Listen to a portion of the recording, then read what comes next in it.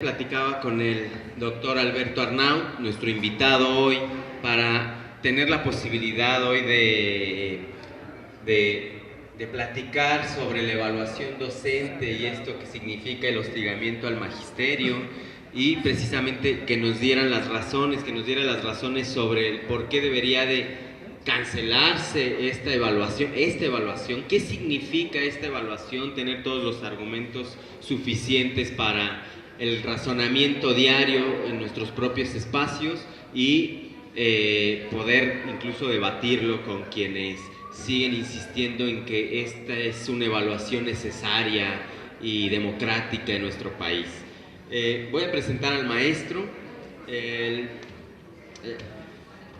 el doctor Alberto Arnaut Salgado. Actualmente es profesor e investigador del Colegio de México. Ha sido profesor de distintas instituciones de educación superior. Se ha dedicado al estudio de la historia de los maestros y de la política de educación básica y normal en México. También debería decir que de las maestras, porque si no, hay alguien que me regañaría. Del personal docente. Entre sus líneas de investigación destacan sociología de las profesiones, historia de los maestros, historia de la política y la burocracia educativa e historia de las organizaciones gremiales y sindicales de los maestros de educación primaria en México. Es doctor en Historia por la Facultad de Filosofía de la Universidad Nacional Autónoma de México y máster en Ciencia Política por el Centro de Estudios Internacionales del Colegio de México y licenciado en Derecho por la Facultad de Derecho de la UNAM. En sus antecedentes académicos se destacan los cargos de profesor investigador de tiempo completo del Departamento de Derecho de la Universidad Autónoma Metropolitana, profesor investigador de tiempo completo de la Facultad Latinoamericana de Ciencias Sociales, FLACSO, con sede en México, y profesor investigador del Centro de Estudios Sociológicos del Colegio de México. También ha sido director de la División de Estudios Políticos del Centro de Investigación y Docencia Económicas, el CIDE. Es autor de la evaluación de los primeros 20 años del proyecto principal de educación de la UNESCO en México. Con nosotros el doctor Alberto Arnaut Salgado. Muchísimas gracias, Juanjo, por la invitación.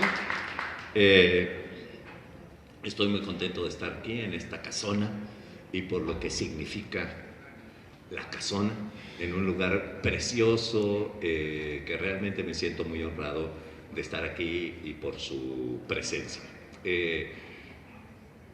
A mí me pasó algo muy curioso hoy. Yo vivo hasta el extremo sur de la ciudad y en el momento en que salí corriendo, agarrando mis acordeones, agarré otro acordeón y no el acordeón sobre el tema acerca del cual les quiero hablar y con el que me había puesto de acuerdo con Juan José para desarrollar el día de hoy. Ustedes saben que en el ambiente hay dos temas. Uno es el servicio profesional docente y el otro es el futuro de la educación normal en México. ¿Sí? Sobre el servicio profesional docente ya han aparecido muchas señales y ya comenzó a implementarse y ustedes han observado a través de la prensa o quizá han vivido en carne propia, algunos de ustedes, lo que está pasando con la educación básica, media superior y sobre todo lo que están padeciendo las maestras y los maestros mexicanos. Sobre el subsistema de educación superior de enseñanza normal, todavía no sabemos lo que va a pasar, pero ya empiezan a surgir algunas señales. Voy a tratar de concentrarme en el primero de los temas, aunque tal vez en la parte de preguntas y comentarios podamos abordar un poco las señales que nos están llegando acerca de lo que quieren hacer con el Sistema Nacional de Enseñanza Normal. Sí. Bueno, voy a contar un poco de historia porque ese es el territorio en el que me siento más tranquilo y me sirve mucho para desactivarme cuando arranco una exposición. Y también porque considero que es muy importante para entender mejor el significado histórico del cambio que los maestros están viviendo ahora y que se ha acelerado en los últimos 3 años. Como todos sabemos, la profesión docente, con sus rasgos esenciales que conserva hasta nuestros días, no es muy antigua. Nació a finales del siglo XIX con 2 características principales. Sobre todo la profesión docente en la educación básica, a la que limitaré mi exposición.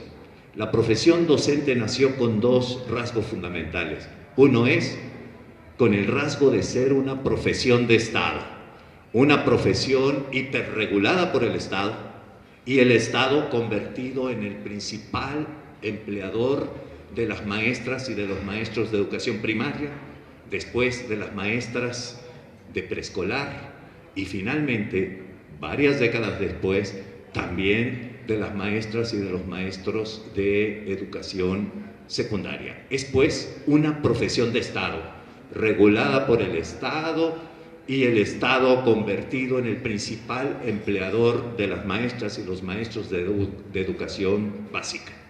El segundo rasgo es que es una profesión a la que se ingresa a partir o después de recibir una formación especializada en las escuelas normales, que a finales del siglo XIX se les ponía el apellido de escuelas normales modernas. ¿En qué consistían esas escuelas normales?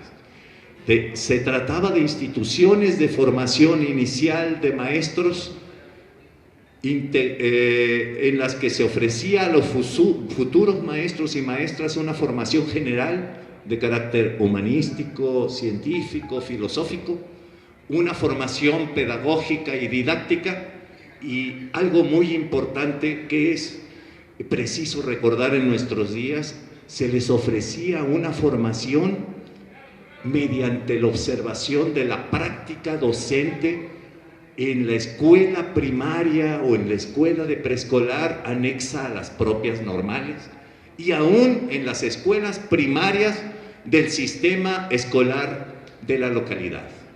O sea, el componente curricular de origen del normalismo es formación general, humanística, social, filosófica, formación pedagógica y didáctica, y formación mediante la observación en la práctica, de la práctica, y la práctica intensiva en situaciones reales de enseñanza-aprendizaje que se desarrollaba en las escuelas de preescolar, primaria y secundaria de la localidad, cercanas y a veces no tan cercanas a cada una de las escuelas normales del país. Todos sabemos que ese modelo de profesión docente se cumplimentó muy pronto en lo que se refiere a la docencia como profesión de Estado. Muy pronto el Estado se convirtió en el principal empleador y el regulador y supervisor del ejercicio de la docencia. Pero el otro componente de la profesión, el de la formación especializada para la docencia en las escuelas normales, en la realidad se cumplimentó varias décadas después. 8 o 10 décadas después, porque la mayoría de los maestros y de las maestras de educación básica hasta principios de los 70 no eran maestros y maestras formadas en escuelas normales, sino maestros y maestras habilitadas para la docencia, a veces con estudios de primaria elemental, otras veces de secundaria, otras veces de media superior, pero no eran profesionales de la educación, sino personas habilitadas para la docencia. Este fenómeno de amateurs en la docencia se intensificó después de la Revolución Mexicana con la acelerada expansión de la escuela rural mexicana, cuando el Estado, la SEP, reclutó de manera masiva a los maestros rurales para llevar la educación pública a todos los rincones del país. Eran generalmente jóvenes de cada una de las regiones del país con estudios de apenas 4 años de educación primaria elemental. Esos eran los maestros de una de las etapas más creativas de la política educativa postrevolucionaria, la era de la llamada Escuela Rural Mexicana. Sí. Así, hacia los 40, la mayoría de los maestros rurales federales, alrededor del 80%, eran maestros de educación básica que carecían del título de profesor de educación primaria. En 1940, además, la mayoría de los maestros rurales federales, alrededor del 70% de esos maestros, no conservaba el empleo de un año para el otro. Había una altísima tasa de rotación de maestros en servicio, sobre todo entre el magisterio rural federal. Así es que para los 40 lo que teníamos era el siguiente cuadro. La gran mayoría de los maestros federales no tenían el título de profesor de educación primaria, y la gran mayoría de los maestros federales, sobre todo en las escuelas rurales, no tenían seguridad en el empleo, no tenían estabilidad. Así es que había que afrontar este doble reto, el de la profesionalización del magisterio y el de la estabilidad en la docencia. Ese doble reto se enfrentó con dos componentes principales: un marco jurídico laboral para los empleados públicos, que se aplicó también para los maestros dependientes de la SEP y después también para los maestros dependientes de los estados, que les otorgó la posibilidad de tener una mayor estabilidad en el empleo. Esto suele olvidarse. Fue el momento en que el general Cárdenas promulgó el Estatuto Jurídico para los Trabajadores al servicio de los poderes de la Unión, que ofreció al magisterio una mayor estabilidad en el empleo, pero también el derecho a organizarse sindicalmente. En esa coyuntura fue cuando nacieron las primeras 3 organizaciones nacionales del magisterio: la Federación Nacional de Trabajadores de la Educación, el Sindicato de Trabajadores de la Educación de la República Mexicana y en 1943 el Sindicato Nacional que existe hasta nuestros días, que es el Sindicato Nacional de Trabajadores de la Educación, CENTE. Esto por el lado de la estabilidad laboral. Por el lado de la profesionalización, a nadie se le ocurrió despedir a los maestros que carecían de título de profesor de educación primaria, pero tampoco a nadie se le ocurrió evaluar para reprobar y despedir a los maestros que resultaran no idóneos en la evaluación. Esto es muy importante.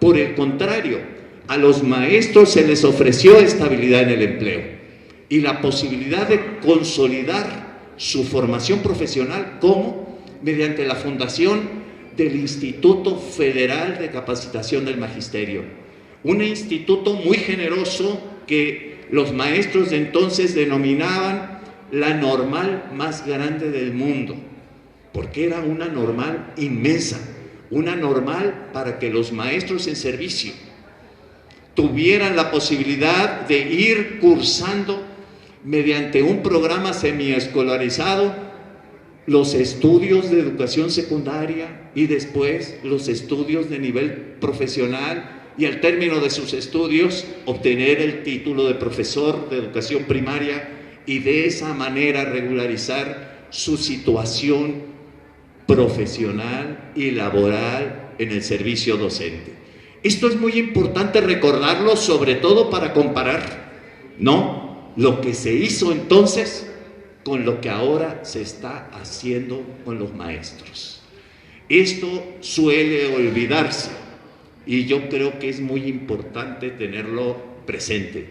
A nadie se le ocurrió despedirlos porque carecían de título de profesional, pero tampoco a nadie se le ocurrió evaluarlos para reprobarlos y despedirlos, y menos encaramarlos en un helicóptero, concentrarlos en un cuartel y llevárselos en un helicóptero a estos centros de concentración ¿sí?, donde se les aplica, ¿sí?, sus exámenes para evaluarlos, por agentes que ni siquiera pertenecen al sistema educativo, sino a un organismo privado que fue al que se contrató para evaluar a los maestros y de esa manera ver si tienen derecho o no a permanecer en el empleo, o ver si tienen derecho o no a obtener un crédito de Fobiste, a promoverse, a ingresar al nuevo programa de estímulos salariales que reemplaza a carrera magisterial.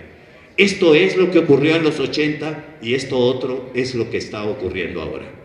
Pero quiero completar la historia. A partir de 1917 surgió un debate entre el magisterio de si, sobre todo a partir de que en el artículo 123 de la Constitución del 17 quedaron plasmados los derechos laborales para los trabajadores, para los obreros y sobre todo para regular la relación entre trabajadores y patrones y otorgarle derechos laborales a los obreros y el derecho de organización sindical. Surgió un debate en el magisterio acerca de si los maestros deberían ser sometidos al nuevo marco jurídico laboral de la Constitución del 17, si que deberían estar comprendidos o no en el 123 constitucional.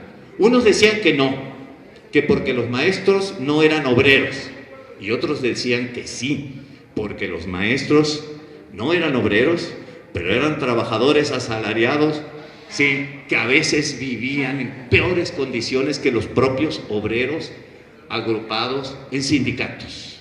Vivían mejor, por ejemplo, quienes estaban agrupados en el sindicato de tranviarios, en el sindicato de electricistas, en los sindicatos petroleros, en los sindicatos mineros, etcétera, cañeros, etcétera, etcétera, que los propios maestros. Y sobre todo los obreros de esos sindicatos tenían mayor seguridad en el empleo que los propios maestros.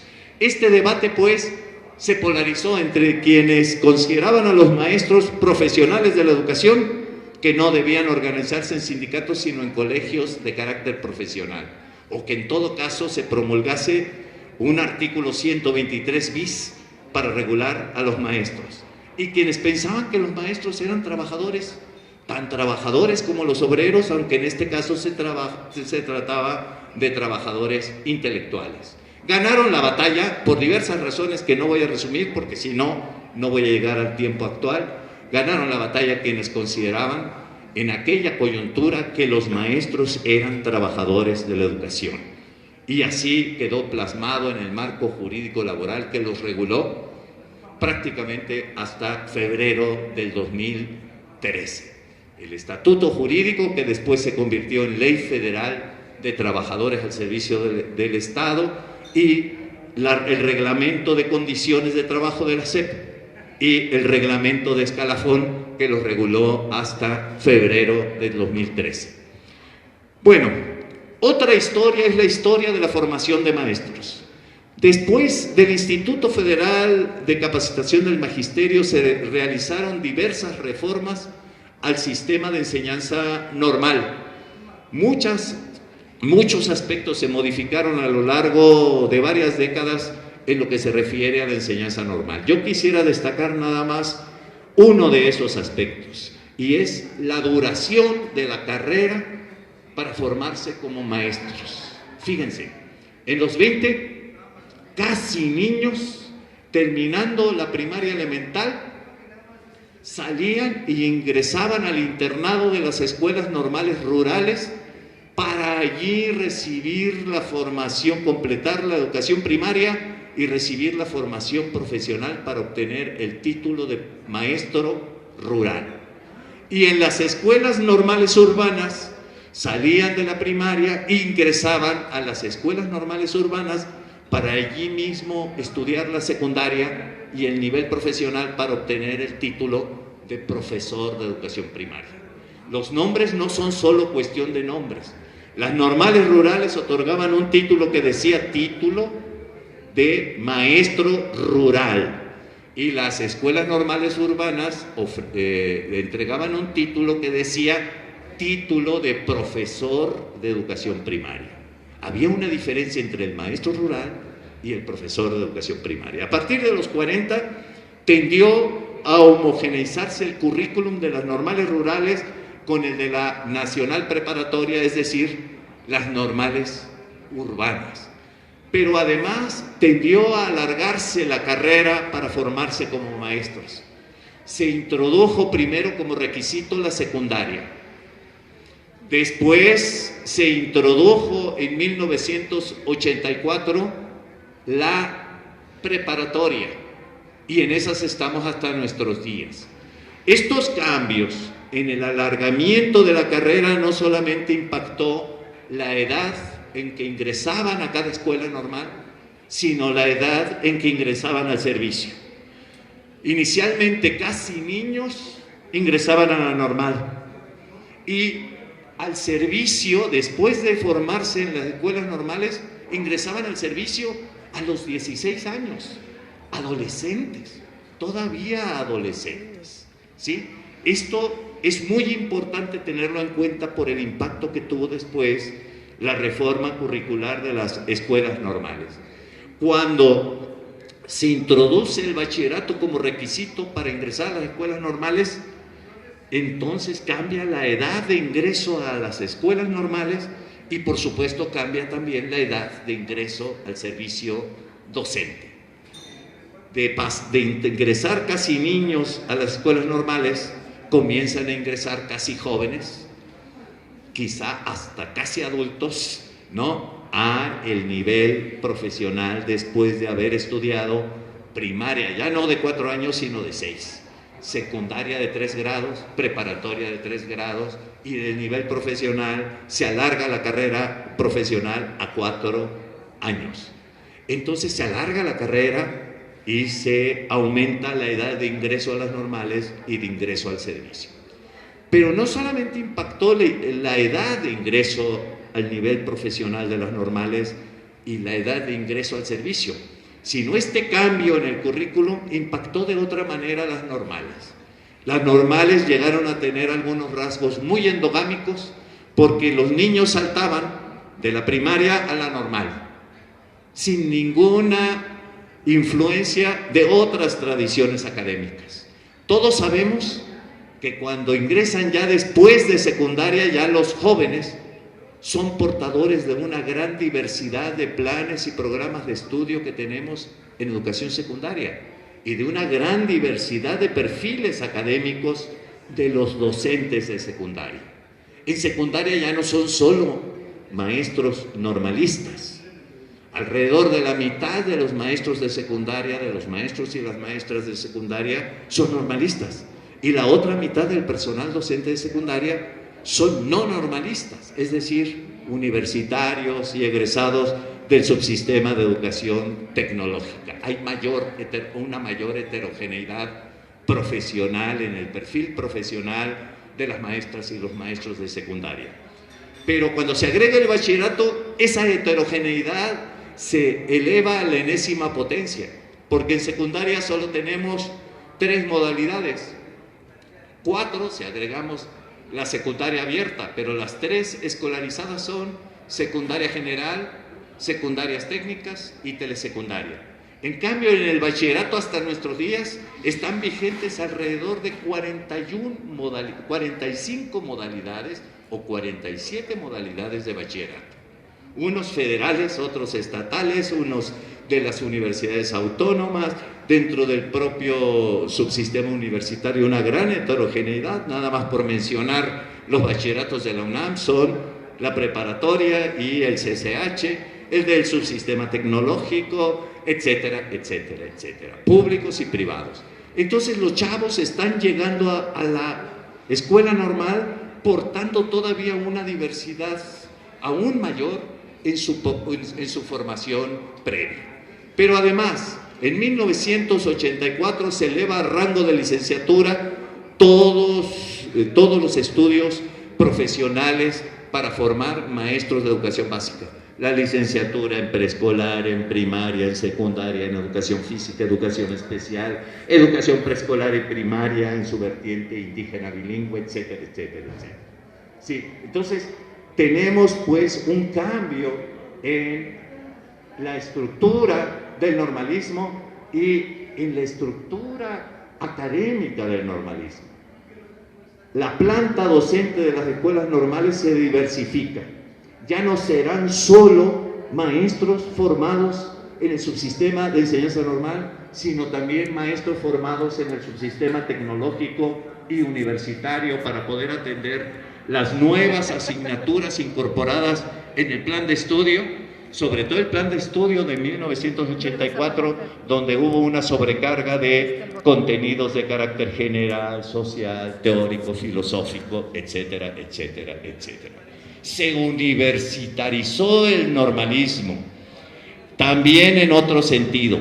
Las normales, en lugar de tener como tarea esencial la de formar docentes, hombres, mujeres, para la docencia en educación básica, tendrán en adelante, a partir de 1984, también las otras dos funciones históricas de la tradición universitaria. ¿Cuáles son esas otras dos funciones históricas? La de, además de la docencia, investigar y difundir la cultura. La divina trinidad de las universidades: docencia, investigación y difusión de la cultura. Y todo eso ocurre, se universalizan las normales, se les agregan estas dos otras funciones, la investigación y la difusión de la cultura. Todos los egresados comienzan a ser licenciados en educación preescolar, primaria, secundaria, pero en los hechos de poco o nada servía esa elevación del rango en los estudios normalistas, porque se realiza justo cuando empezaba la década perdida de los 80. Todos licenciados, pero con pocas posibilidades de ingresar al servicio. Todos licenciados, pero con sueldos de miseria.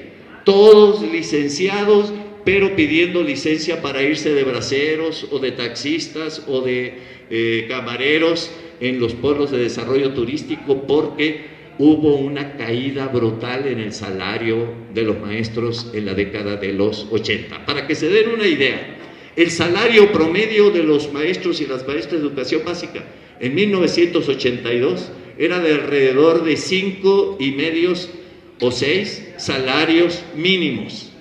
Hacia 1988 se habían reducido de 6 salarios mínimos a 1 salario mínimo.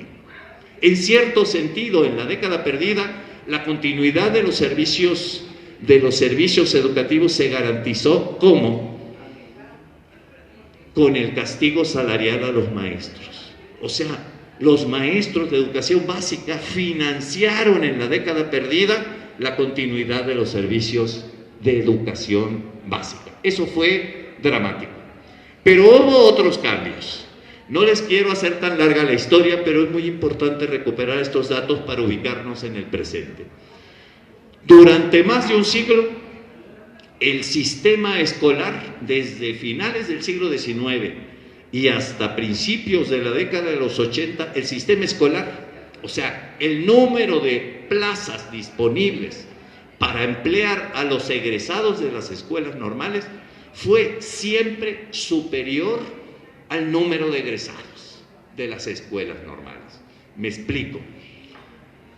Los egresados de las escuelas normales siempre fueron insuficientes para cubrir todas las plazas disponibles año con año, o por la expansión del sistema o por el reemplazo de los maestros que se jubilaban, porque en un periodo de estabilidad inflacionaria los maestros se jubilaban, aunque no lo crean, ¿no? Ahora, en nuestros tiempos, prefieren morir en el servicio, porque si se jubilan pierden más de la mitad de sus ingresos. Aunque ahora, con el terrorismo evaluador, muchos de ellos sí han optado por jubilarse con tal de huir de esta situación de terrorismo creada con el servicio profesional docente y sobre todo con la evaluación de la permanencia, como le llaman a la evaluación del desempeño. Bueno, pero no acabo la historia todavía y me quiero venir al presente. Durante más de un siglo, los maestros egresados de las escuelas normales tuvieron lo que se llamaba la plaza automática. Y no solo los maestros y maestras egresadas de las normales públicas, sino los maestros y las maestras egresadas de las normales particulares. Fue este siglo de la plaza automática. Todos tenían plaza, pero además muy pronto se movían del campo a la ciudad. Por la acelerada expansión y urbanización del país había mucha movilidad, ¿sí? Pero además había conocimiento, y la permanencia está regulada y sigue siendo regulada hasta nuestros días por la Ley Federal del Trabajo. Fíjense la diferencia, ¿no? En las universidades la permanencia sigue siendo regulada por la Ley Federal del Trabajo. En la educación básica y media superior, la permanencia está regulada por la Ley General del Servicio Profesional Docente. Y todo este activismo, conflicto en torno a la evaluación del desempeño, que es la evaluación de la permanencia, ¿no? Se debe a eso, a que se les pasó la mano, ¿sí? Pero además hay otras diferencias que a mí me gusta recordar. Cuando se hizo la reforma al tercero constitucional para regular al personal académico de las universidades, no se estigmatizó a las universidades públicas, no se estigmatizó a los académicos. En cambio, antes, durante y después del servicio profesional docente, se estigmatizó a las escuelas públicas, se estigmatizó a sus maestros y de pasada se ha estigmatizado al sistema de formación inicial de maestros y maestras de educación básica. Esta es una diferencia muy importante en cuanto a las características de la regulación de estos dos segmentos del magisterio, los de educación básica y los de educación superior. Pero algo más, el personal académico de las universidades públicas, sobre todo el personal académico de las universidades donde los académicos eran más combativos como la UNAM, tuvieron una fuerte participación en el debate y la discusión sobre la reforma constitucional, y todavía más en el debate y la discusión de sus respectivos estatutos del personal académico. Pero todavía más, los académicos hasta nuestros días siguen teniendo una fuerte participación en la operación de los dispositivos para regular la carrera académica. Comisiones mixtas de ingreso, comisiones para evaluar con el fin de otorgar becas por el desempeño docente, becas por el desempeño en investigación, becas o complementos salariales para ingresar y moverse en el Sistema Nacional de Investigadores, evaluaciones con participación de los académicos para obtener recursos frescos para realizar diversos proyectos académicos como es el PROMEP. Sí, o sea, lo que en la universidad pública los pares están omnipresentes en todos los procesos, en los de ingreso, en los de reconocimiento, de estímulo, incluso en los sistemas de estímulo salarial externos a cada universidad, como es el Sistema Nacional de Investigadores y el PROMEP. En cambio, en el servicio profesional docente de educación básica, los pares reinan por su ausencia. No hay pares. Los pares y los maestros de educación básica no participaron en la elaboración del proyecto de servicio profesional docente. No participaron en el debate de la reforma constitucional. No participaron en la elaboración de la Ley General del Servicio Profesional Docente. Y en la operación del servicio profesional docente, la única participación que han tenido es la de someterse, porque si no, se van. Eso es lo más dramático y lo más contradictorio del servicio profesional docente. O te sometes o temas. Y esa ha sido la frase más repetida del secretario de Educación Pública desde hace 2 o 3 meses. Ya se olvidó del rollo de cuando acababa de tomar posesión del cargo de secretario, cuando decía: en esta etapa vamos a continuar la reforma educativa, que por cierto no es educativa, la vamos a continuar de la mano y muy cerca de los maestros.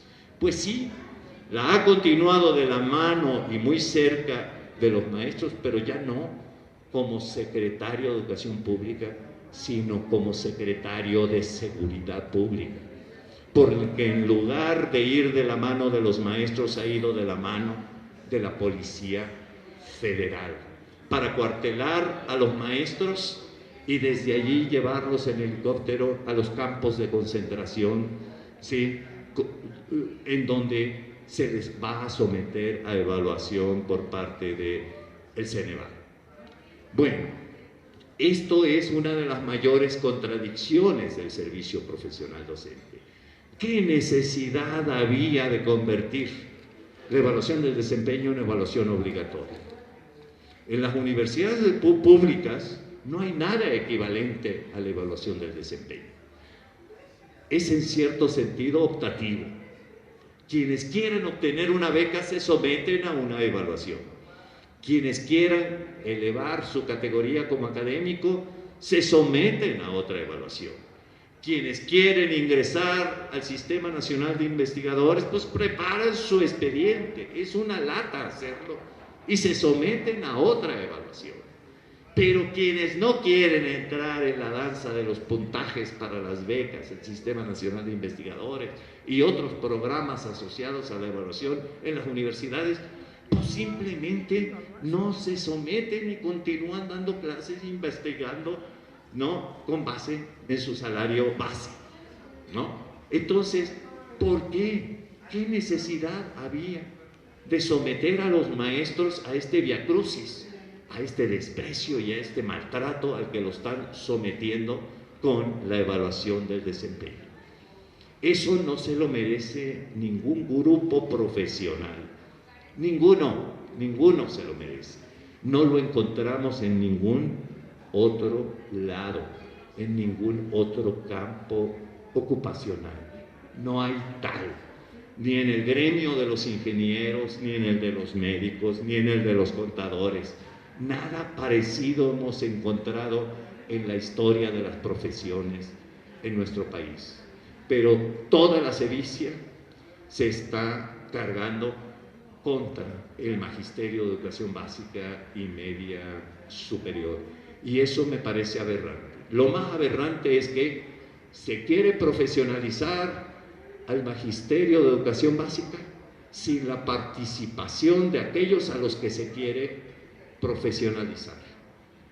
Es más aberrante aún que hasta nuestros días tengan más participación gentes que ni conocen, ni quieren, ni valoran a la escuela pública y a sus maestros, y menos a su sistema de formación normalista, como son los empresarios, que ni conocen, ni quieren, ni valoran, ni les importa conocer. Yo creo que eso es muy grave, que empresarios que no saben nada de la educación básica tengan más participación que aquellos a los que quieren profesionalizarse. Nosotros sabemos que uno de los rasgos esenciales de cualquier profesión es que ese grupo profesional participe en la regulación de su propia profesión. Aún más, que participe en la operación de los resortes de regulación de su propia profesión. Pero todavía más, que ese grupo profesional tenga autonomía técnica para el ejercicio de su profesión. Pero aquí no hay autonomía, aquí no hay libertad ni independencia. Lo que hay es una estrategia de sometimiento político, administrativo, sobre el magisterio de educación básica. Y eso es muy grave, y yo creo que es uno de los mayores problemas que existen en el servicio profesional docente. Yo no digo que no era necesario impulsar un cambio. no podemos tampoco cerrar los ojos a los fenómenos, al agotamiento del antiguo esquema de cogestión de la profesión docente. El esquema tripartito creado por el presidente Cárdenas, con base en la tradición tripartita de la justicia laboral. Todos sabemos que allí había fenómenos irregulares e incluso fenómenos de corrupción, sobre todo en la etapa más reciente, cuando comenzaron a escasear las nuevas plazas y las plazas para la promoción en el servicio. Yo creo que era necesario un cambio, al menos para deslindar mejor entre lo que compete a la autoridad y lo que compete a la representación sindical, sin suprimir a la representación sindical. Pero creo que se les pasó la mano. Yo creo que había que distinguir mejor entre las dos instancias, la de la autoridad y la de la representación sindical, para transparentar, ¿no? Y para terminar con los fenómenos de corrupción que en efecto comenzaron a surgir en la administración o en la gestión de las condiciones de trabajo de las maestras y de los maestros.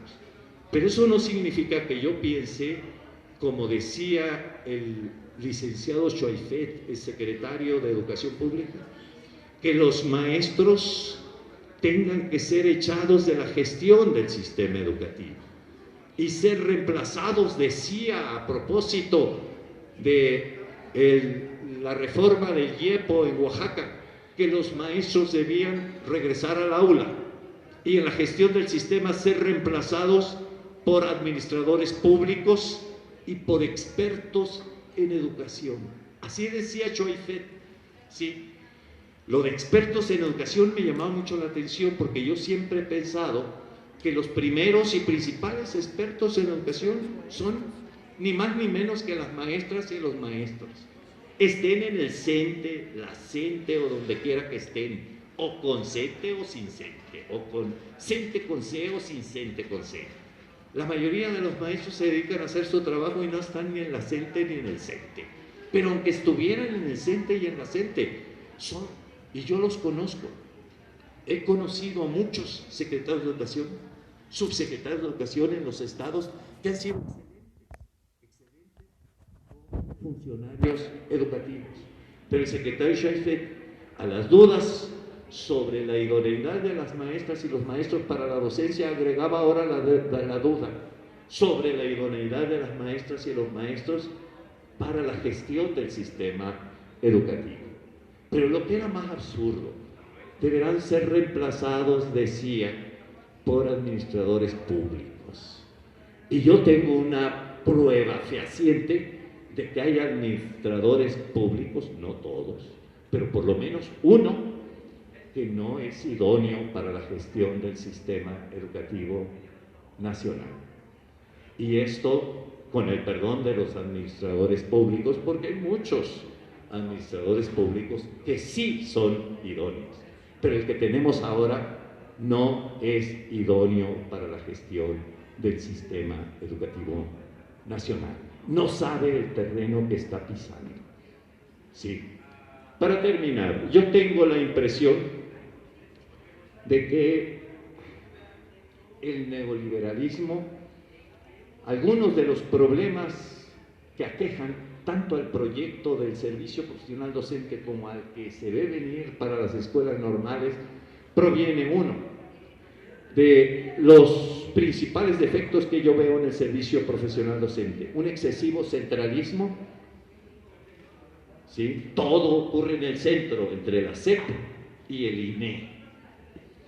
Una excesiva unilateralidad. Aquí nomás los chicharrones de la autoridad truenan, los maestros se someten o se van, y los pares reinan por su ausencia.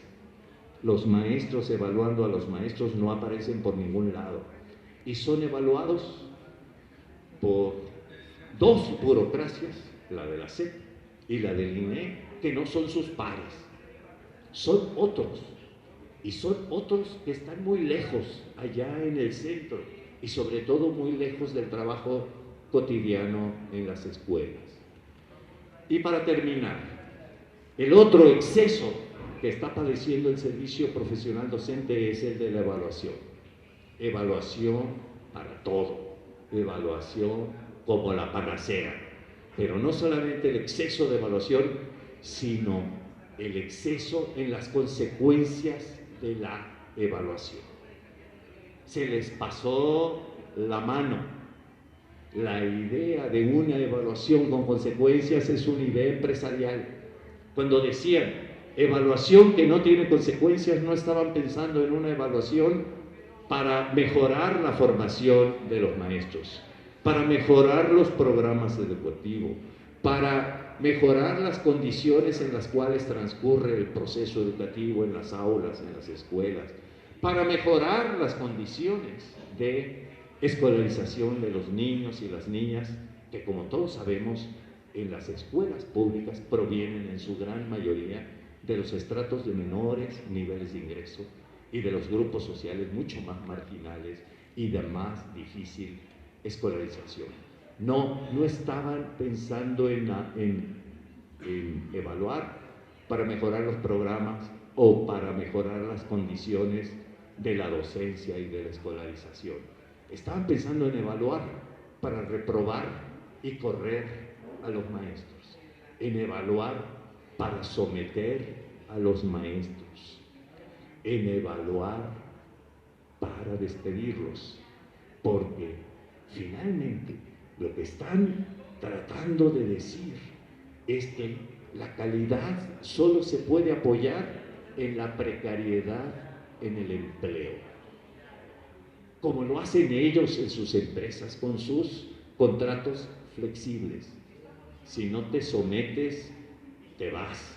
Así les dicen a sus empleados y trabajadores, y así le están diciendo ahora a los maestros a través de la SEP y del INE. Y eso es lo más grave: transferir, extrapolar la gestión laboral del mundo empresarial a la gestión de la educación básica y de la profesión docente.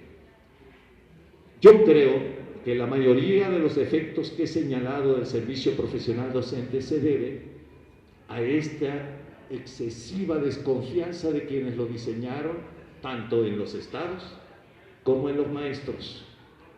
No les dieron jugada a los estados. A lo mejor hay razones de sobra para desconfiar de algunos de los estados, o suponiendo sin conceder de todos los estados. ¿Pero por qué? Las maestras y los maestros, si los quieren profesionalizar, lo menos que tienen que hacer es escucharlos e invitarlos a participar en la construcción de su nueva profesionalidad. Pero también yo tengo la impresión, y acabo de leer un libro excelente de un compañero del Colegio de México que se llama Fernando Escalante, que escribió un libro que les recomiendo mucho, que se llama Historia Mínima del Neoliberalismo. En la historia mínima del neoliberalismo, Fernando Escalante dice que los neoliberales tienen debilidad por las fórmulas abstractas, ¿sí?, por las generalizaciones y por las fórmulas, las recetas simples, fáciles de difundir y baratas, ¿no? Fórmulas abstractas, generalizaciones y recetas fáciles de difundir y que resultan más baratas, ¿sí? Por eso el neoliberalismo no se lleva bien con la etnografía, por ejemplo, nos dice Fernando Escalante, porque la etnografía les mostraría lo concreto, y en lo concreto aparecería la desigualdad y aparecería la libertad, la diversidad. Y la desigualdad y la desigualdad le provoca urticaria a los neoliberales. Pero los neoliberales tampoco se llevan bien con la historia y con la filosofía. La historia y la filosofía porque a lo mejor les parecen campos disciplinarios inútiles, o a lo mejor tal vez les parecen campos disciplinarios peligrosos, porque la historia podría recordarles, sobre todo a los jóvenes, que alguna vez hubo un mundo sin neoliberalismo, un país sin neoliberalismo y un sistema educativo sin neoliberalismo. Y si descubren eso, que en el pasado hubo eso sin neoliberalismo, no se les vaya a ocurrir pensar que puede volver a haber un mundo, un país y un sistema educativo sin neoliberalismo. Y la filosofía tal vez les parece peligroso porque la filosofía siempre provoca preguntas peligrosas, ¿no? Recordemos a Heidegger. ¿Por qué el ser y no más bien la nada? ¿Por qué el servicio profesional docente y no más bien otra cosa? ¿Por qué ese servicio y no más bien otra cosa? ¿Por qué la dilución del sistema de enseñanza normal y no su consolidación y diversificación? ¿Por qué ese atropello, esa falta de respeto, esa campaña aterrorizante contra las maestras y los maestros? Y no más bien el respeto, el diálogo y el acompañamiento para que ellas y ellos construyan su propia profesionalidad. Bueno, hasta allí mi rollo. Muchísimas gracias por su atención. ¿Sí?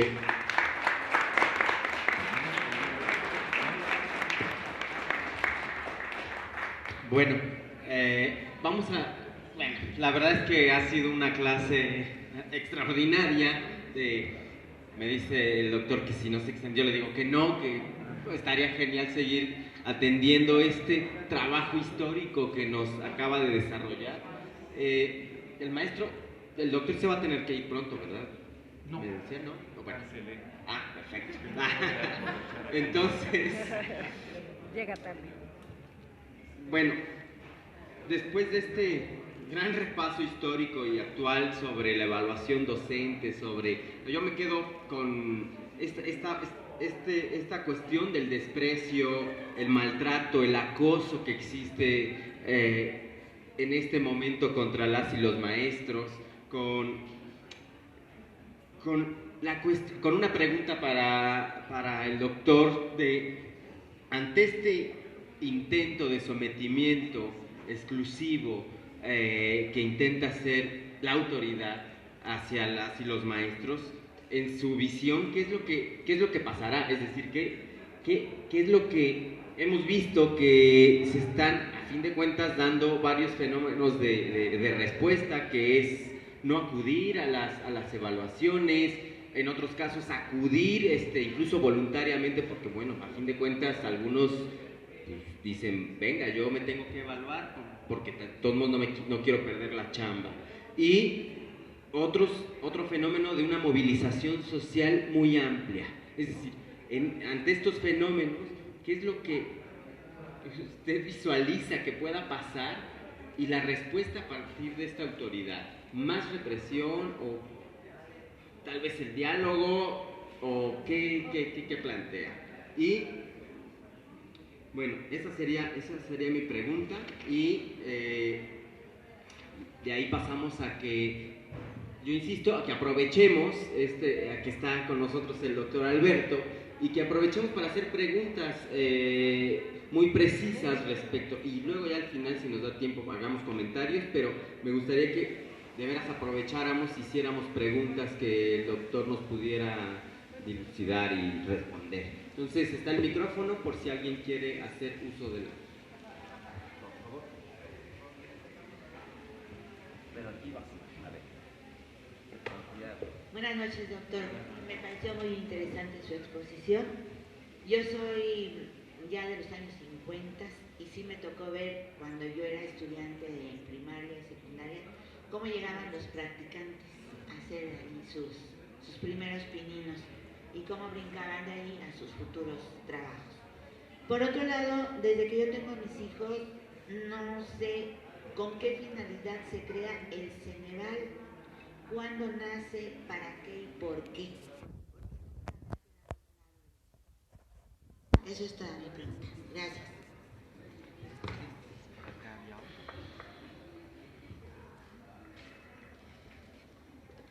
Bueno, sus términos no todos los entiendo, pero no soy profesora, pero trabajo en una escuela también. y yo veía que esto no tenía ni pies ni cabeza. Y ahorita pues ya le empiezo a ver algo de los pies. Es difícil entender, por lo que le acabo de decir, los términos, pero lo que sí entiendo y lo que sí entendía es que era lo absurdo de lo absurdo con ese examen. Y yo tuve la oportunidad de llamar a los maestros cuando ya les iban a hacer el examen. Me quise prestar para llamarlos. Entonces iban a contestar el teléfono de la Administración Federal y les daban un número para poder manejar la computadora, muy específico para cada profesor. Pero solamente una profesora no fue llamada de todo el grupo que ya estaba específicamente llamado a ese examen. Después me enteré que la habían exentado, porque dijeron que porque ella había hecho un buen proyecto, porque les piden el proyecto y un desarrollo que no entiendo tanto. Entonces, eso fue lo que vi y lo que escuché. Pero en esta semana pasada hubo una reunión en la escuela donde yo trabajo y también me tocó llamar a los profesores. Y yo, solamente uno no fue. Y al final de la reunión le dije, oiga maestro, me tiene que firmar porque usted faltó a esa reunión, pero es de cajón que usted tiene que firmar, dado por enterado. Y me dice, por mi nombre. Pero es que no, es que mire, lo que ellos están buscando es corrernos. Ya me hicieron el examen, ¿ahora qué quieren? Y le digo, ¿sabe de qué se trató la junta? Porque estuve también presente. Les están diciendo que no pueden faltar 3 veces en un mes porque les van a quitar la huella de donde ustedes están checando, concretamente a los docentes, administrativos no. Y les van a suspender su cheque. Bueno, caramba, pues si ya este profesor ya había hecho el examen y todavía está esta cuestión de represalia. Entonces, profe, yo aquí ya veo todavía más cosas para someterlos y correrlos. Pero usted a lo mejor me puede decir más. Gracias.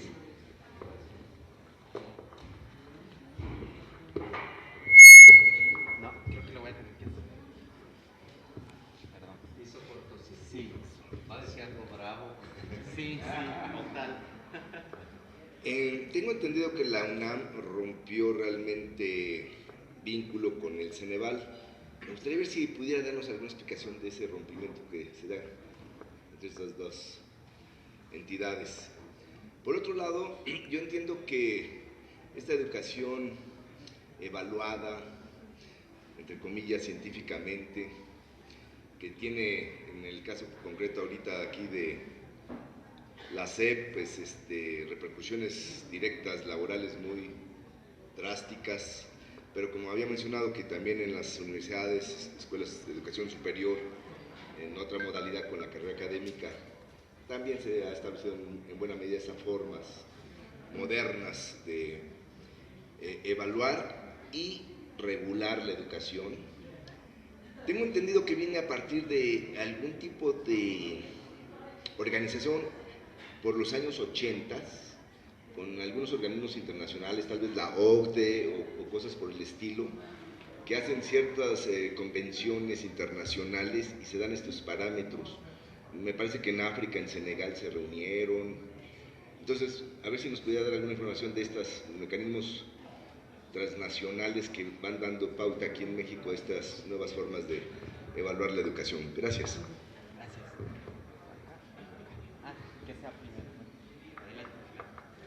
Gracias, Daniel Parra. Soy profesor jubilado de la universidad y sí, efectivamente, pues el desarrollo académico y la promoción académica que se daba en la universidad cuando yo estaba trabajando, pues era dada por los mismos maestros colegiadamente, a través de grupos, equipos de trabajo, colegiados, que permitían la promoción de los profesores. Pero también todo estaba enfocado en función a las necesidades que tenía el sistema de la educación media y superior. En ese entonces, cuando yo trabajaba en la docencia, teníamos 4 turnos, concretamente en el Colegio de Ciencias y Humanidades eran 4 turnos, y resulta de que ahora nada más hay 1 o 2. O sea, la matrícula de tanto de los estudiantes como de los profesores la redujeron al 50% en 10 años, una cosa así. Mi pregunta es, ¿no tendríamos que llegar nuevamente a la consideración de qué fue primero, la gallina o el huevo? Porque para mí, un problema de estos, como todos los que hay en el país, absolutamente en todas las áreas, en todas las ramas, está provocado por efectivamente el neoliberalismo y el gobierno que conduce este sistema. Y entonces, con ese planteamiento de la gallina y el huevo, ¿no sería mejor primero cambiar el gobierno para que las cosas mejoraran? Y egresadas de subsistema tecnológico. Así es que la endogamia tampoco sería una razón. A veces hay instituciones de educación superior más endogámicas que las propias normales. Por ejemplo, ¿no? A ver si no me meto en problemas. Cuando una de las universidades públicas más grandes y de mayor alcurnia del país, llámese como se llame, Guadalajara, Nuevo León, para no personalizar, porque yo soy Puma, para no personalizar, cuando alguna de esas universidades ha designado como rector a alguien que no se haya formado dentro de la misma universidad, ¿no? Que no haya sido directivo y haya hecho una carrera académica dentro de la misma universidad. Eso se llama endogamia. Además, la mayor parte de la planta docente de las universidades públicas más antiguas está integrada por egresados de la misma universidad, ¿sí? De la misma universidad, ¿sí? Allí se formaron, ¿sí? De allí egresaron, a lo mejor incluso algunos de ellos hicieron sus posgrados, de diplomado, de especialidad, maestría, doctorado dentro de la propia universidad. Eso se llama comportamiento endogámico, ¿no? Yo llegué a ser investigador del Colegio de México, entre otras razones, porque allí estudié, ¿no? Y ahí estaban mis redes personales, académicas, que me hicieron posible ingresar, ¿sí? Antes del servicio profesional docente, porque con el servicio profesional docente jamás hubiera ingresado como investigador del Colegio de México. ¿Son comportamientos endogámicos? Por supuesto que sí. Esto tiende a cambiar, no solo en las normales, como les dije, desde el 84, sino en las propias universidades, con los nuevos esquemas de contratación que son convocatorias públicas y abiertas, donde concursan egresados de distintas instituciones de educación superior. Pero se dice también que son corporativas, ¿no? Yo no conozco corporación más poderosa en nuestro país que la Universidad Nacional Autónoma de México. ¿Quién se mete con la UNAM? Es la institución, la corporación más poderosa. Sí, pero además, por ejemplo, las normales son muy débiles.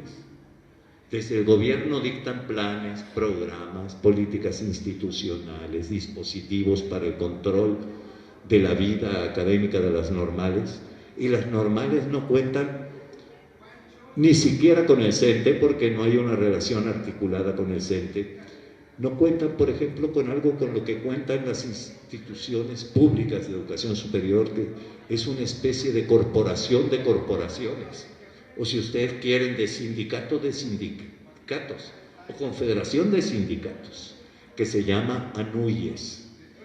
La ANUYES es una institución muy poderosa que tiene capacidad para negociar recursos, para asumirse como interlocutor y hacerse respetar por el gobierno y por la Secretaría de Educación Pública y el CONACYT, y dialogar y negociar dispositivos, planes, programas, políticas de educación superior, capacidad con la que no cuentan, desafortunadamente, las escuelas normales.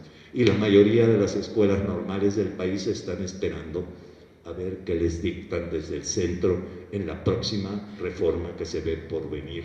Y parece que lo que les quieren dictar desde el centro es su disolución. Y eso es grave, pero no ha sido el tema de esta presencia. Esto en lo que respecta a esta relación compleja que se da entre universidades. Yo creo que nosotros, los universitarios, tenemos que voltear a ver a los otros. En el discurso oficial, por ejemplo, cuando hablan de educación superior, siempre piensan en clave universitaria. A veces se acuerdan también del subsistema de educación tecnológica. Y de milagro, cuando llegan a acordarse, se acuerdan también del subsistema, del tercer subsistema de educación superior, que es el de enseñanza normal. Y lo más grave es que muchos colegas que se dedican a la investigación sobre educación superior hacen lo mismo. Cuando piensan en la educación superior, piensan en la clave de la universidad a la que pertenecen, después en la clave de las universidades públicas del país, después en el subsistema tecnológico, y a veces ni se acuerdan de que existe un tercer subsistema que se llama de enseñanza normal. Y eso es grave, es la invisibilidad de un subsistema. Y si un subsistema es invisible e innombrable, está al borde de la extinción. Cuando un actor, un sujeto, una persona se convierte en invisible, ¿sí?, es ya la muerte social y cultural, es la víspera de la muerte física, ¿no?, de la clausura y la disolución. En cuanto a las políticas globales, es cierto que buena parte de la historia del sistema educativo nacional, desde el siglo XIX, sin haber organismos internacionales, podemos observar en América Latina y en el mundo una especie de internacional educativa que tenía sus polos en distintos países, en Alemania, en Suiza, en Francia, en Estados Unidos, la educación popular, y desde allí estaban mandando señales al mundo, pero un mundo multipolar. Y aún después de la Primera Guerra Mundial surge otro polo, el de la educación socialista, ¿no?, la influencia de la Revolución Soviética, que fue muy importante, por cierto, en nuestro país. Lunacharsky tuvo una influencia muy fuerte sobre la política educativa de Vasconcelos, y aún después, en los años cardenistas de la educación socialista. Sin embargo, después, Jaime Torres Bodet fue el primer presidente del organismo internacional por excelencia que influía mucho en las políticas educativas y culturales del mundo. El gran centro de producción curricular del mundo fue la UNESCO. Era una institución con un compromiso social muy fuerte, contenido humanista, científico, ¿sí?, que no le temía a lo concreto, ¿no? Poco a poco, ese gran centro de producción curricular, de políticas educativas para el mundo y sobre todo para América Latina y para México, la UNESCO fue perdiendo terreno y fue reemplazada por el Banco Mundial. Y después, la UNESCO y el Banco Mundial fueron reemplazados por la OCDE. La OCDE es la gran productora del currículum globalizado. Y los dos santos y señas de la OCDE, ¿qué son? Educación por consecuencias y evaluación, mucha evaluación. Pero en caso de México, la situación es muy curiosa. En los últimos años, sobre todo en el nuevo siglo, el gran centro de producción curricular y de políticas educativas del mundo globalizado ¿sí?, no mandaba las señales generales para México, o no solo mandaba esas señales generales, sino que a México le mandaba señales para la reorientación de la política educativa, señales sobre pedido. Aquí hay un fenómeno muy curioso. Algunos de los que trabajaban las propuestas de la OCDE para México estaban asociados a los órganos académicos, por ejemplo, de Mexicanos Primero.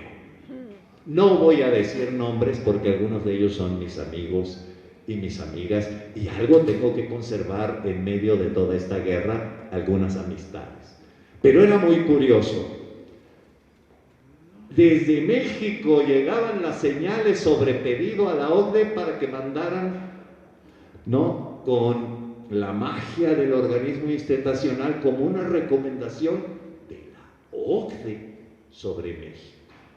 Y buena parte del drama y la tragedia que estamos viviendo ahora es la simplonería que mandó la OCDE a pedido de Mexicanos Primero.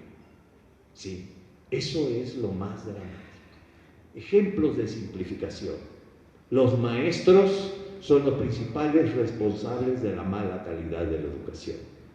El sindicalismo es el principal responsable de la mala calidad de la educación. La evaluación tiene que tener consecuencias.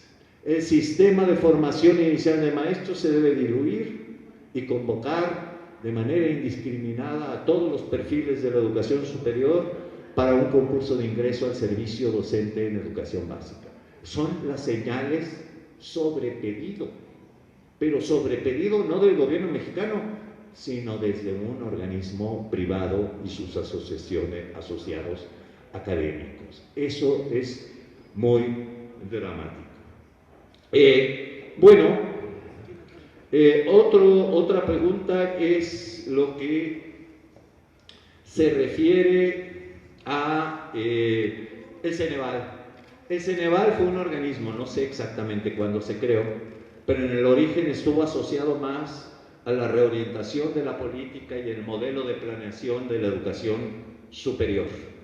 Es el modelo de planeación y de financiamiento asociado a la evaluación que comenzó a implementarse en educación superior en la década de los 80.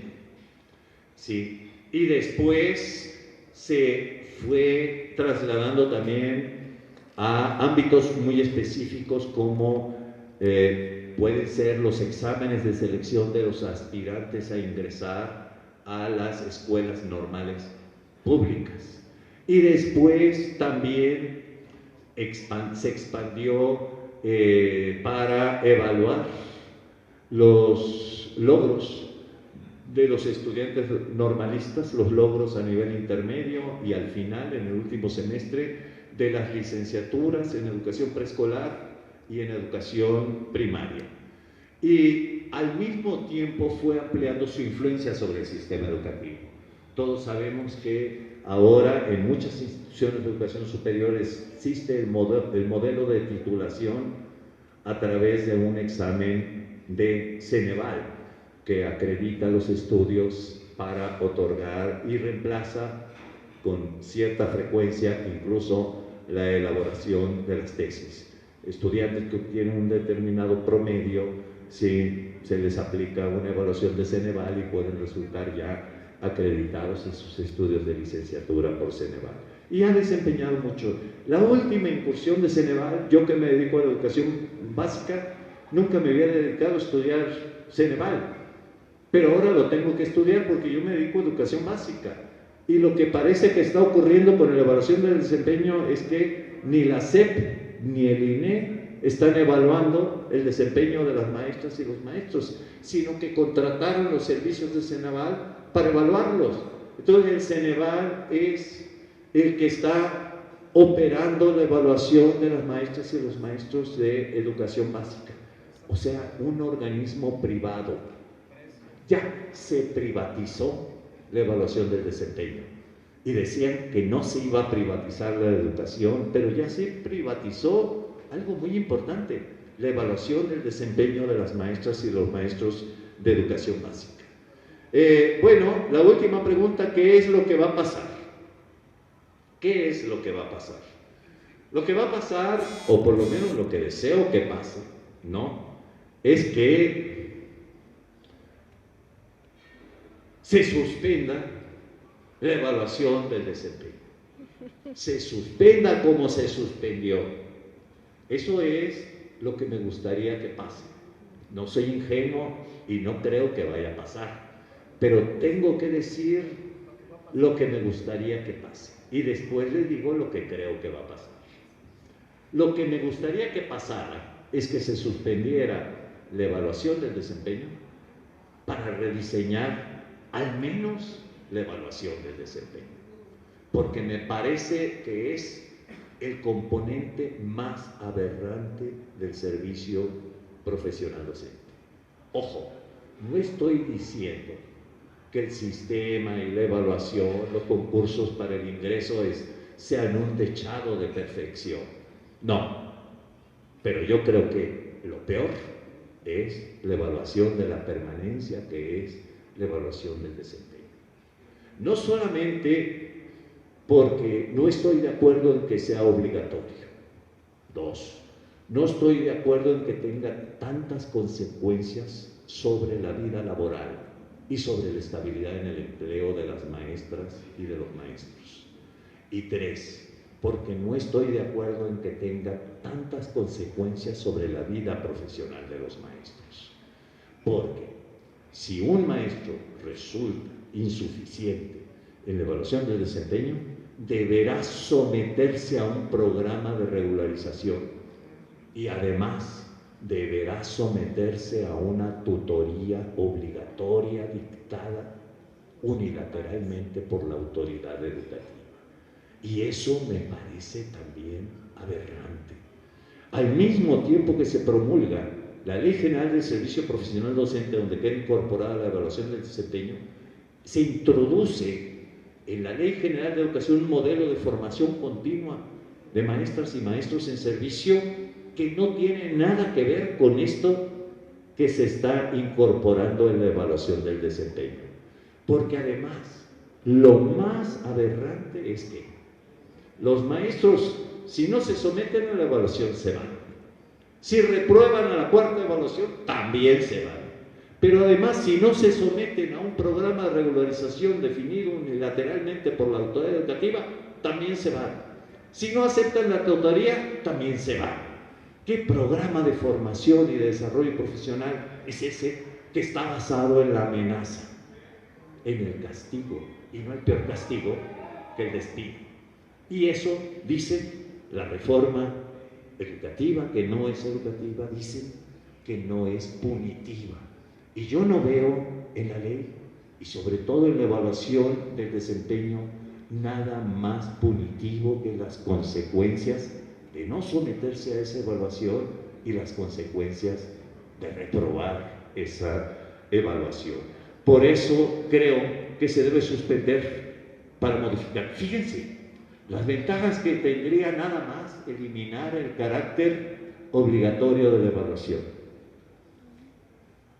Suponiendo, sin conceder, que se eliminara el carácter obligatorio, disminuiría el número de maestros a evaluar, porque solo se someterían a esa evaluación las maestras y los maestros que se quisieran mover en el escalafón, ¿no? Que aspiraran a ocupar un cargo de director, de directora, de supervisor, supervisora, o de jefe de sector, o cambiar a la función de apoyo académico, técnico, pedagógico a las escuelas. Pues los que quieran moverse en esa jerarquía, pues que se muevan y se sometan, ¿no? Como ocurre en las universidades, los que quieran promoverse se someten a la evaluación y vámonos. Pero además, disminuyendo el número de maestros a evaluar, el INE podría tomar la iniciativa de diseñar un sistema de evaluación del desempeño que realmente evalúe el desempeño e incorporar a los propios maestros y maestras, es decir, incorporar a los pares, como ocurre en las universidades, incorporar a los pares en la evaluación de los pares. Todo eso se desencadenaría nada más eliminando el carácter obligatorio, ¿sí? Los que quieran ingresar al programa de incentivos que reemplaza carrera magisterial, pues que se evalúe, ¿no? Pero el universo de maestros a evaluar disminuiría más o menos en un 50%. Otra cosa, me parece que un aspecto aberrante de la evaluación del desempeño es evaluar de la manera como están evaluando. Muchos expertos en evaluación dicen que esa evaluación no evalúa el desempeño. O sea, la evaluación del desempeño no evalúa el desempeño. Y eso es gravísimo. Y además es lo más difícil de evaluar, el desempeño. Y estos creen que con ese examen y estas evidencias y este ensayo de, ¿cómo se llama?, planeación didáctica razonada que se tiene que escribir allí mismo frente a un monitor en 4 horas, después de otras 4 horas en la mañana para responder un examen de más de 150 preguntas, es absurdo. Este no es un examen de evaluación del desempeño, este es un examen de resistencia. Imagínense 4 horas en la mañana frente al monitor para responder al examen de opciones múltiples. Y luego después de comer con todo y la digestión y los helicópteros volando y la policía a un lado, elaborar un ensayo, ¿no?, que consiste en una planeación didáctica, razonada o reflexiva, no sé cómo la llaman. Esto es absurdo, no está evaluando el desempeño, la evaluación del desempeño, ni lo está evaluando en las condiciones más favorables para que las maestras y los maestros respondan realmente a esa evaluación. Pero algo más iba a decir sobre la evaluación del desempeño que se me peló en este instante. Al rato me voy a acordar. Otro dato, el político. Yo creo que el agravio de esta evaluación, sobre todo, es no solamente contra las maestras y los maestros del territorio histórico de la Coordinadora Nacional de Trabajadores de Educación. Es el territorio donde ha habido más protestas, donde ha habido más movilizaciones, donde hay todavía más resistencia. Pero yo creo que el agravio, el desprecio y esta arbitrariedad que se está cometiendo contra las maestras y los maestros de educación básica es contra todos los maestros y las maestras del país. No solamente contra los maestros y las maestras de Oaxaca, Chiapas, Guerrero, Michoacán y los lugares donde ha habido mayor resistencia contra esto. Yo creo que en el magisterio, incluido el magisterio que no sale a la calle, el que jamás va a salir a un plantón ante una oficina educativa o al bloqueo de una carretera, yo creo que hay indignación, porque eso es intolerable. Y yo tengo la sensación de que las autoridades creen que porque se sometieron a la evaluación, están ya legitimando la evaluación. Y yo creo que están muy equivocados, sobre todo porque el hecho de que se sometan por las razones que ustedes quieran, porque creen que está bien, pongamos, porque les ofrecieron muchas zanahorias, ¿no?, que aumentar el sueldo, que promoverse, que horas adicionales, hasta créditos de Fobiste les ofrecieron a finales de septiembre, ¿no? Pero también no solamente por la zanahoria, sino también por el garrote. Si no te sometes, te vas. ¿Y quién no se va a someter si quiere permanecer en la función docente, ejerciendo la profesión para la que se formaron? Y entonces, cuando las autoridades creen que ya la hicieron porque hubo un estado donde el 115% de los convocados no participó en la evaluación, yo creo que están equivocados. Y yo creo que la participación de las maestras y los maestros fue mucho menor de la que están informando. Y no hayan cómo tapar el sol con un dedo. aún más. A finales de septiembre, cuando ya se estaba venciendo, o a finales de octubre, ya traigo las fechas revisadas, en los últimos días para cargar evidencias de desempeño y para cargar ¿cómo se dice?, las evidencias sobre logros de los niños y niñas en las escuelas. En los últimos días andaban tan desesperados que comenzaron a ampliar la convocatoria y empezaron a convocar a maestras y maestros que no habían sido convocados inicialmente. Incluso comenzaron a convocar a maestros para que se inscribieran de manera voluntaria, ¿no? Y de esa manera evitar el ridículo nacional, ¿sí? Pero resulta que se inscribieron, sí. Pero los que participaron, ¿quién sabe cuántos serán realmente? Sigue siendo un misterio. Uno, el de los que participaron con respecto a los convocados inicialmente. No sabemos el porcentaje de participación. No sabemos cuántos más se agregaron después de la convocatoria inicial y cuántos de esos otros convocados realmente se inscribieron. 3. No sabemos cuántos de los que fueron convocados inicialmente o después solo dieron signos de vida y dijeron: aquí estamos para salvarle la cara a la evaluación del desempeño. Sí. Y solo dijeron: nos inscribimos para que la autoridad pueda decir que el 15% de los convocados participaron en tal estado, en otros el 94%, en otro el 92%, en otros el 98%, etcétera, etcétera. En otros más, el 50%, el 60%, el 70%, en el territorio de la CENTE, donde la resistencia a esa evaluación fue más efectiva porque tienen una organización sindical fuerte que los respalda. Bueno, pero yo me pregunto, ¿qué van a hacer en febrero cuando tengan que entregar las cifras reales? ¿Nos informarán? ¿Informarán a la sociedad e informarán a los maestros que más del 70% de los maestros resultaron insuficientes? Cifra que puede subir a 80%. ¿O le harán como se hacía en otros tiempos, ¿sí?, a la alquimia en la evaluación para disfrazar el fracaso mayor?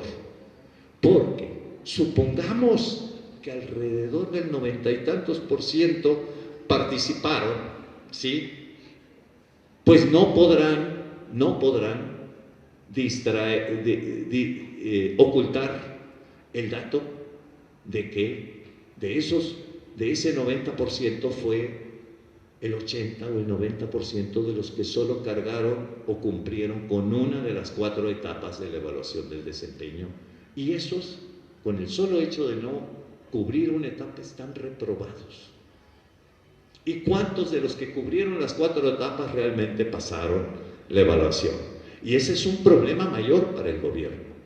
Lo único que los puede salvar del ridículo nacional es la visita del Papa.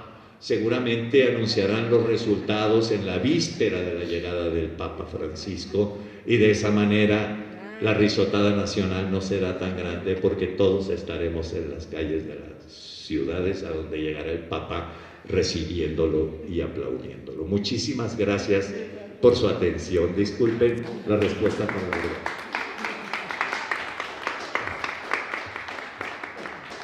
Bueno, pues primero que nada agradecerle nuevamente al doctor Alberto Arnaut su participación. De verdad ha sido Genial. muy explícita, genial.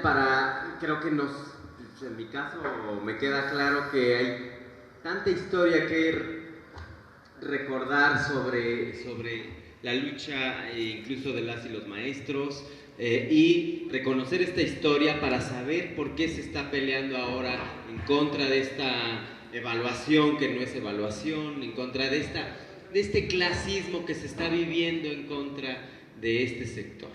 Es un clasismo, es un desprecio, es el acoso total, es querer desaparecerlos para convertirlos para convertir a la educación en una simple mercancía. Pues muchísimas gracias, maestro. Ojalá que nos vuelvas a acompañar y gracias a todas y a todos. Nos vemos el domingo, está invitado. El domingo es nuestro cierre de año de 3 de la tarde a 8 de la noche. Muchísimas gracias a todas y a todos.